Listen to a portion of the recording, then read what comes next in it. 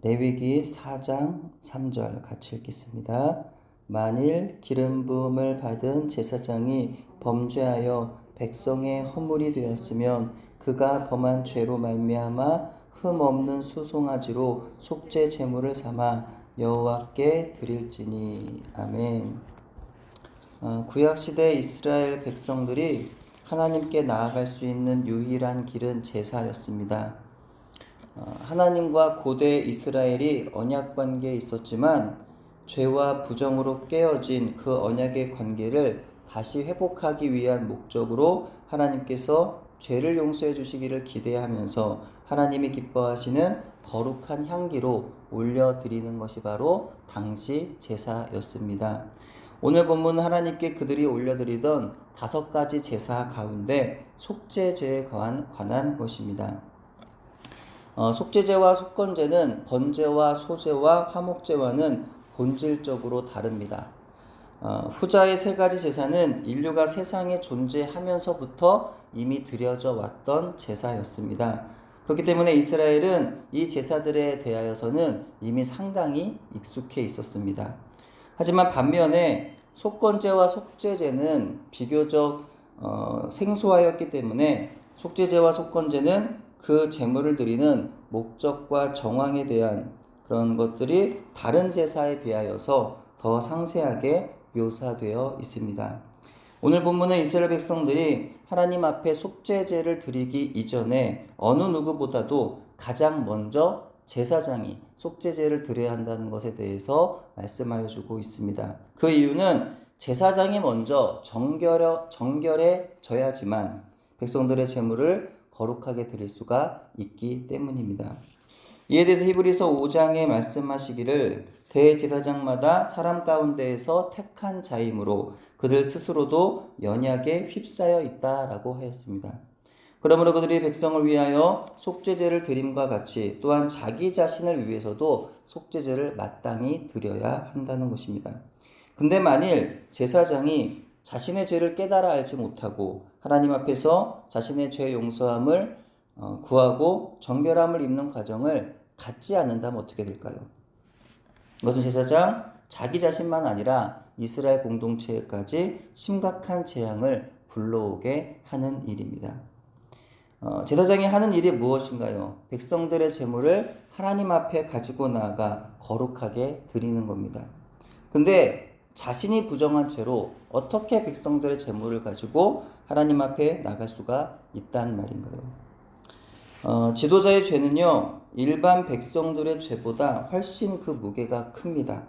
그 영향력과 죄의 무게가 비례하기 때문이죠. 그러므로 교회의 지도자들은 언제나 하나님 앞에 두려운 마음으로 서야 합니다. 그렇지 않으면 교회와 백성을 타락시키는 어둠의 원수의 가장 효과적인 도구가 될 것이기 때문입니다. 본문 레위기 4장 3절의 앞부분이 이렇습니다. 만일 기름 부음을 받은 제사장이 범죄하여 백성의 허물이 되었으면, 근데 이것을 표준 세번역의 성경은 더욱 실제적으로 표현하고 있습니다. 특히 기름 부음을 받고 임명받은 제사장이 죄를 지어서 그 벌이 백성에게 돌아가게 되었을 경우에 라고 세번역 성경은 기록합니다. 이 지도자의 죄에 대해서 아주 심각하게 다루고 있는 것이죠.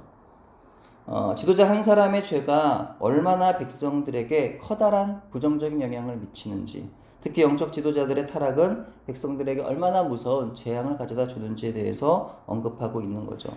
지도자 한 사람의 죄는 모든 백성에게 그 영향을 미치게 된다는 겁니다. 그러므로 특히나 영적 지도자는 다른 사람들에게 하나님의 말씀을 선포하며 그들이 하나님의 거룩한 존재에 나아가도록 이끌어가기 그 이전에 자기 스스로가 먼저 하나님 아버지 앞에 겸손하고 또 정결하게 서는 사람이 되어야 하는 것입니다.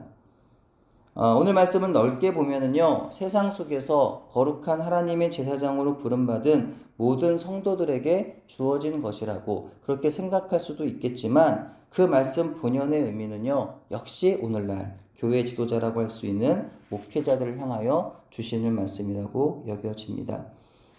목사라는 자리가 일반적으로는 세상과 구별되어 죄와는 전혀 거리가 먼 거룩하고 성스러운 삶을 살아가게 될 것이라고 생각이 됩니다. 그렇죠. 아무래도 목회자는 교회 안에 세상에서 사람들을 만남이 아무래도 일반 성도들보다는 적고 그런 세상 사람들과 좀 이렇게 구별되어서 어떻게 보면 이렇게까지 표현하기는 그렇지만 좀 격리된 교회 안에 있는 이런 느낌. 그래서 좀 뭔가 좀 거룩하고 뭔가 좀 성결하고 그럴 거다라는 어떤 그런 생각을 하게 됩니다. 하지만 현실은요, 의외로 목사라는 자리가 오히려 더 죄의 유혹에 노출되어 있더라는 거죠. 세상과 구별되어 있다는 것이 세상의 죄로부터 멀리 떨어져 있어서 죄를 안 짓게 될 것만 같지만 다른 한편으로는 세상과 구별되어 있어서 남들의 시선으로부터 또 구별되어 있는 거예요. 남들의 시선을 그렇기 때문에 받지 않는 곳에서 얼마든지 더 심각하고 은밀한 죄를 지을 수가 있더라는 겁니다. 누구보다 목사는 종교적인 죄에 또한 쉽게 노출됩니다. 성도들에게는 죄의 회개와 거룩을 외치면서도 정작 자기 안에 있는 죄는 깨닫지를 못하는 경우가 흔히 있습니다. 직업의 특성상 항상 하나님을 예배하는 자리에 있고 말씀을 전하는 자리에 선다는 사실은 스스로를 의롭게 여기는 오류에 쉽게 빠지게 됩니다. 누구보다 교만하기 쉽고 형식적이고 외식적인 예배와 신앙생활에 오류에 빠지기가 아주 쉽습니다. 다른 사람들은 천국의 복음으로 살아가도록 이끌어가지만 정작 자신은 그 복음으로부터 멀어져 갑니다. 마치 바울이 고백하는 것처럼 남들은 구원시키고 자신은 구원에서 멀어지는 형국이죠. 그러므로 목사는 결코 세상 가운데 살아가는 성도보다 죄에 있어서 안전하지를 않다는 겁니다. 그러므로 목사는 성도들에게 죄의 회개를 외치기 전에 스스로 먼저 하나님 앞에서 죄의 회개의 기도를 날마다 드려야 하는 사람이더라라는 것입니다. 그렇다면 일반 성도는 어떠할까요? 목사가 더 죄의 유혹에 노출이 되니까 일반 성도는 괜찮은가요? 그렇지 않더라는 거예요. 세상과 비교적 떨어져 생활하는 목사가 죄의 유혹에 자주 노출되어 있다고 한다면 죄로 가득한 세상의 한가운데 살아가는 성도는 굳이 말하지 않아도 되는 거죠. 굳이 말하지 않아도 그들은 얼마나 더 많은 죄의 유혹에 직면하게 되는 것인지를 우리는 알 수가 있는 겁니다. 그러므로 목사를 포함한 모든 성도는 날마다 하나님 말씀 앞에서 깨어야 되겠다. 우리가 항상 말하지만 영적으로 우리가 스스로 깨어 있어야 하겠다라는 겁니다. 레위기 4장 13절 14절에 이렇게 말씀합니다. 만일 이스라엘 온 회중이 여호와의 계명 중 하나라도 부지 중에 범하여 허물이 있으나 스스로 깨닫지 못하다가 그 범한 죄를 깨달으면 회중은 수송아지를 속죄제로 드릴지니, 즉 영적으로 깨어 있어야 자신의 허물과 죄를 깨달아 알게 된다는 것이고, 깨달아야 순종할 수 있으며 깨달아야 자복하고 회개할 수가 있다는 겁니다. 그러므로 먼저는 자신이 죄인임을 깨달아야 죄사함을 입을 수가 있다는 것이죠. 자신이 죄인임을 알지 못하는 성도가 있을까요? 자신이 죄인임을 알지 못하는 목사가 있을까요? 하지만 안다는 것이 과연 무엇일까요? 정말 교회 안의 성도들은 자신이 죄인이라는 사실을 알고 있을까요? 참으로 자신이 죄인임을 깨달아 알고 참으로 회개하여 구원받은 하나님의 백성의 모습으로 사는 목사와 성도가 정말 얼마나 있겠느냐라는 것입니다.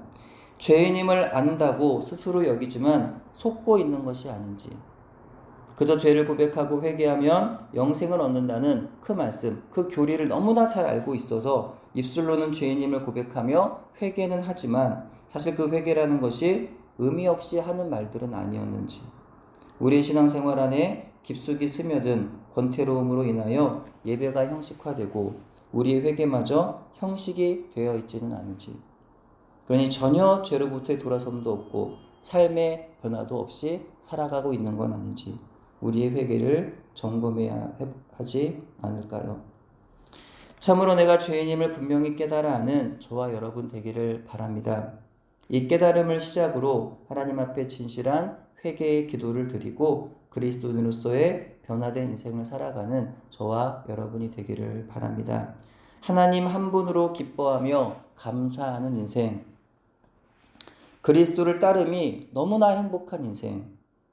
때때로 그 길이 십자가의 길이라도 그래서 너무나 힘들고 고달프고 외로워도 그것이 이상한 것이 아니라 당연히 내가 감당해야 하는 것임을 기억하면서 세상에 먹고 마시는 것을 염려하면서 살아가는 인생이 아니라 하나님의 나라를 바라보며 그분의 나라와 그분의 일을 위하여 살아가기를 오늘도 소원하고 참으로 그렇게 살아내는 그렇게 진짜 회개하고 구원을 받은 성도의 삶을 살아가는 저와 여러분이 되기를 소원합니다.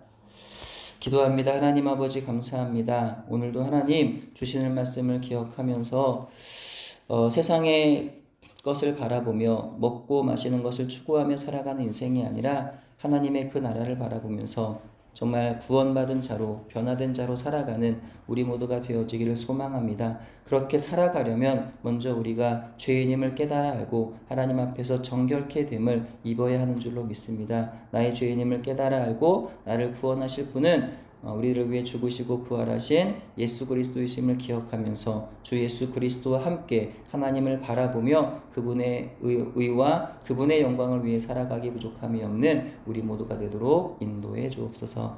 감사드리오며 예수님의 이름으로 기도합니다. 아멘.